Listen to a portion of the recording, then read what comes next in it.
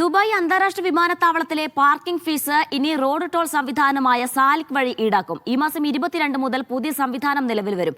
Parking fees അടയ്ക്കാൻ വിമാനത്താവളത്തിൽ Q നിൽക്കേണ്ടതില്ല എന്നതാണ് സൗകര്യം.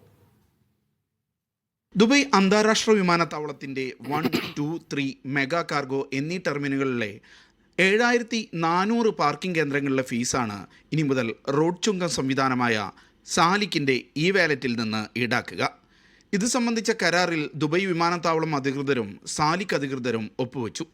10 വർഷത്തേക്കാണ് കരാർ. Dubai civil aviation chairman Sheikh Ahmed bin Saeed Al Maktoum Salik director board chairman Mattar Al Tayer എന്നിവരുടെ സാന്നിധ്യത്തിലാണ് കരാർ ഒപ്പിട്ടത്. UAE-യിലെ 47 ലക്ഷത്തോളം വാഹനങ്ങളിൽ റോഡ് ടോൾ ഈടാക്കാനുള്ള സാലിക് ടാഗുകൾ ഘടിപ്പിച്ചിട്ടുണ്ട്. റോഡ് ടോൾ അടയ്ക്കാനായി ചാർജ് ചെയ്യുന്ന ഈ ടാഗിലെ തുകയിൽ നിന്ന് പാർക്കിംഗ് ഫീസ് ഈടാക്കുന്നതാണ് സാലിക് ഇ വാലറ്റ്. UAE-യിലെ വിവിധ പാർക്കിംഗ് കേന്ദ്രങ്ങളിലും മാളുകളിലും ഈ രീതിയിൽ പാർക്കിംഗ് ഫീസ് ഈടാക്കുന്ന സംവിധാനം നിലവിലുണ്ട്. ലോകത്തിലെ തന്നെ ഏറ്റവും തിരക്കേറിയ വിമാനത്താവളങ്ങളിലൊന്നായ ദുബൈയിൽ പാർക്കിംഗ് ഫീസ് അടയ്ക്കാൻ വേണ്ടിവരുന്ന സമയവും കാത്തുനിൽപ്പും ഒഴിവാക്കാൻ പുതിയ സംവിധാനത്തിലൂടെ കഴിയും. Media 1 Dubai.